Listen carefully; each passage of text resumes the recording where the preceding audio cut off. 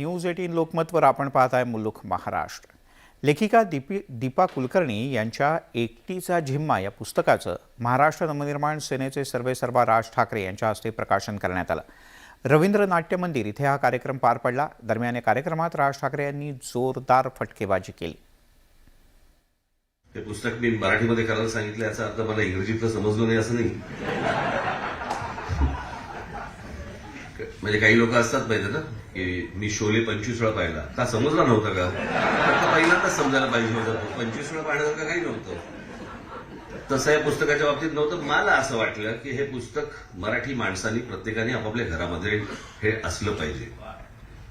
याचं एकमेव कारण म्हणजे आज आपला जो मराठी समाज आहे ह्यातला काही वर्ग हा बिंदास आहे, पण अजूनही खूप मोठा वर्ग जो आहे हा जो अजूनही टूर्स अँड ट्रॅव्हल्सवरती अवलंबून आहे. आणि जसा तुम्ही झिम्मा खेळून आलात तशा टूर्स अँड ट्रॅव्हल्स मधनं अनेक लोक फक्त भोज्या करून आलेत.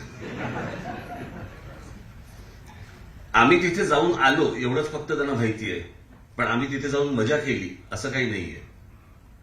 असं पुस्तक गुजरातीमध्ये निघणार नाही. कारण त्या आयफेल टॉवरला जरी गेले तरी आमच्या कोकणी तिकडे कसा ढोकळा चांगला बनवला होता याची जास्ती चर्चा करतात आयफेल टॉवरपेक्षा.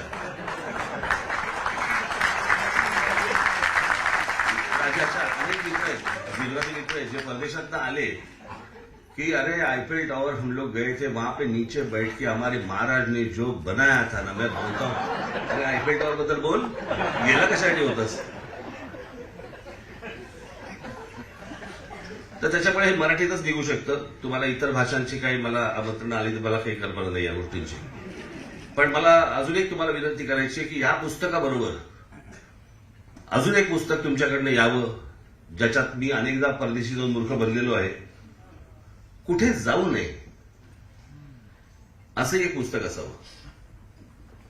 कारण मी एकदा ह्याला गेलो होतो, कुठचं ते इंग्लंडच्या वरती कुठचे 3 देश आहेत ते स्कॅन्डिनेव्हियन, तिकडच्या कुठेतरी गेलो होतो.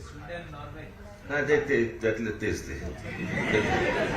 मेहदी असते ह्याच्यात नाही का सिंहासनमध्ये बोलतात ना, कोण गात आहे मेहदी असं मेहदी गुलाम अली, हा तेच ते.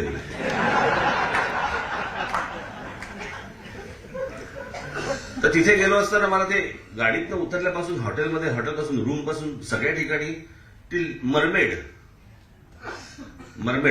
बघा मरमेड म्हटलं. शर्मिलाला म्हटलं चल जरा मरमेड बघून येऊ. चाललोय. एका ठिकाणी पोहोचलो. म्हटलं कुठे काय, एवढाच एक पुतळा होता एका दगडावरती.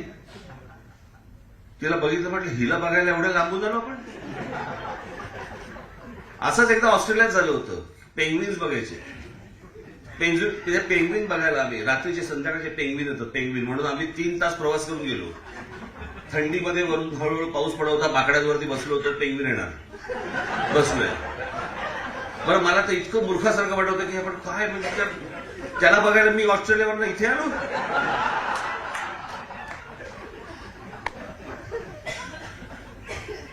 अनेक लोक माझ्याकडे येत असतात की बाबा जरा आम्हाला फोटो काढायचे, तुमच्यावर फोटो काढायचे. मी पेंग्विन बघायला तिथे गेलो, त्या बाकडावर बसलोय, तर थंडीमध्ये बसलोय.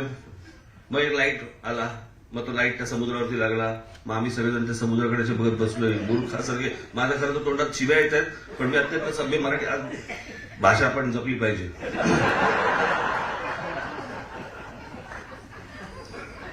समुद्राकडे बघतोय ते आपले एवढे पेंटे आले, 400-500 होते.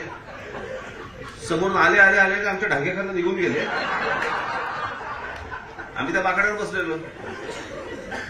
म्हटलं पत्नीला, मी शर्मिला म्हटलं आता तो माणूस बोलत संपलं.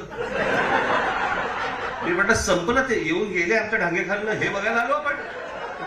मला असं वाटतं ह्याच्यावरती तुमचं एक पुस्तक यायला पाहिजे की इथे जाऊ नये. वाटेल ते दाखवतात, वाटेल ते विकतात, पण तीच गोष्ट महत्वाची की आमच्याकडे असून पण आम्हाला विकता येत नाही. आणि त्यांच्याकडे नसताना आपण एवढे पैसे खर्च करून त्यांच्या त्या बारीक सारीक गोष्टी आपण बघायला जातो. मगाशी तुम्ही सांगितलं त्याप्रमाणे कसं आहे, पूर्वीच्या काळात कोकणामध्ये लोक सांगायचे, राजकारणी जाऊन सांगायचे की कोकणाचा कॅलिफोर्निया करू. मग त्याने एके दिवशी टेलिव्हिजनवरती बेवॉच पाहिलं, अख्ख्या कोकणाला कळलं. आता कोणी जाऊन तिकडे सांगत नाही की कॅलिफोर्निया करू, कारण कोणाची हिंमतच नाही. ते कोण करून दाखवणार? दीपावली मगाशी तुम्ही मला सांगितलं की इतकं चांगल्या चांगल्या गोष्टी आपल्याकडे पण होऊ शकतात, मग अडलंय कुठे? जसं तुम्ही नियोजन न करता जसे परदेशात गेला तसं नियोजन न करता आपल्याकडे कामं होतात. आणि त्याच्यामुळे हा सगळा जो काही बट्ट्यामुळे झालेला आहे तो त्याच्यामुळे झालेला आहे. कारण मला स्वतःला विश्वास आहे, आत्मविश्वास आहे की पुरुष गंभीर राहणं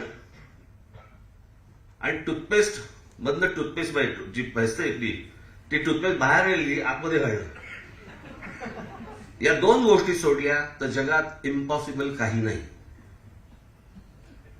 सगळ्या गोष्टी सहज शक्य होतात जर इतर देशांमध्ये सहज शक्य होतात. जे आपल्या मागून जे देश आले त्यांच्यामध्ये जर सहज शक्य होतात, मग आपल्याकडे का नाही होत? हा मला असं वाटतं की हा इच्छेचा विषय. आणि खरं तर मगाशी तुम्ही सांगितल्यानंतर हा माझ्या इच्छेचा विषय, पण तुमच्या इच्छेचा विषय किती मला कल्पना नाही या गोष्टींचा. म्हणजे तुमची इच्छा मी असावी असं माझं सांगणं आहे तुम्हाला. पण काय आता निवडणुका काही नाही मी तुम्हाला काहीच सांगू शकत नाही.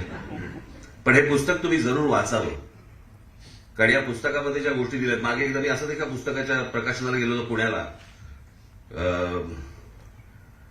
काय खाली कुठे जातात त्या अमेरिकेच्या खाली अजून बर्फ आहे काहीतरी, अँटार्क्टिका. तिकडे कोणतरी माणूस जाऊन आली, ते एक माझ्या ओळखीचे तिथे पुण्याचे. आणि त्यांनी सांगितलं मला की तिथे आम्ही गेलो, उत्साहात सांगत होते ते. 2 दिवस रस्त्यात सांगतोय, 2 दिवस बोटीत ओकत होतो. मला सांगा कोण जाईल परत तिथे? जो जाऊन आलेला माणूस सांगतो आपल्याला 2 दिवस, आणि तो पण उत्साहात सांगत होता. काय 2 दिवस काय? आम्ही काही नाही, खायला काही नाही, प्यायला काही नाही, प्यायलं की बाहेर, खाल्लं की बाहेर. कोण जाईल तिकडे? आता असं सांगितल्यावर पुस्तक कोण वाचणार? पण असे अनेक लोक आहेत की जे या सगळ्या ठिकाणी जाऊन येत असतात, उत्साहात जाऊन येत असतात. लोकांचा उत्साह वेगळाच असतो. मी मागे एकदा सांगितलं होतं, मी कोयना धरणाच्या इथे गेलो होतो. त्या कोयना धरणाची जी लिफ्ट आहे ती खूप जुनी आहे, तेव्हाची बांधलेली लिफ्ट ती अशी, जवळपास 40 माणसं त्या लिफ्टमध्ये जाऊ शकतात. तिकडचे सगळे इंजिनियर सगळे उत्साहात होते. राज ठाकरे आले, चला घेऊन. हळूहळू जाते ती लिफ्ट. त्याचा स्पीड पाहता मला असं वाटलं खाली परत जाऊन दाढी करायला लागला मला, इतकी हळू जात होती. चाललीये, हळू चाललीये. आणि ते सगळे इंजिनियर उत्साहात. एक सांगू का असं म्हटलं, काय हो, दिवसाला 100 भूकंप होता तिकडे. विचार करा, लेफ्टच्या बाजूला भिंतीच्या बाजूला कोयनेचं पाणी. एक इंजिनियर मला उत्साहात सांगतो इथे 100 भूकंप होतात दिवसाला. मनात विचारायला फुटलं ना, चांगल्या नळात बाहेर पडलो असतो आम्ही.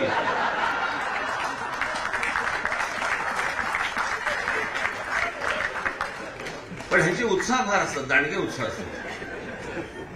तिथे खाली गेलो आम्ही, खाली पोहोचलो, त्या धरणाच्या अगदी खालपर्यंत पोहोचलो. मस्त छान वारा आला. काहीतरी आवाज ऐकू आले मला, काहीतरी आवाज ऐकू आले. म्हटलं कसले आवाज हो? लिकेजेस.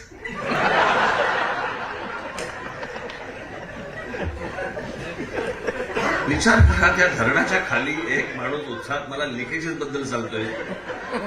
त्या उत्साहात ते सगळेजण आपल्याला परदेशामध्ये फिरवत असतात, नेत असतात.